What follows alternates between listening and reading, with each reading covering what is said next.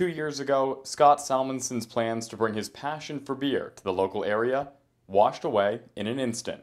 And we were ground zero for what I call the Great Small Flood. And it happened actually where we were preparing to build a 1.5 barrel brewery. Salmonson left St. Johnsbury following the flood. After many miles and pints, the dream finally became a reality this past weekend. One of the things I like about this place is it's diversified. It's not only just a pub and a restaurant, but it's a brewery.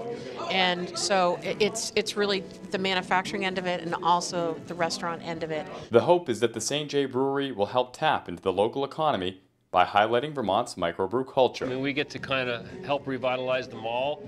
I mean, we're actually a draw that can draw from outside of the kingdom, outside of Vermont, and bring people into the mall. Well, I think what you're looking for is a sense of place. And a lot of people come in here and they're trying out the different types of beer and the lagers. They've got a sense of place. It's like a little neighborhood bar.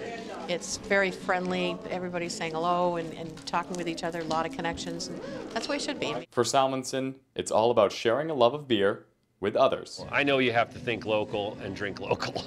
Reporting for the Vermont Center for Community Journalism, I'm Tyler Catterat in St. Johnsbury.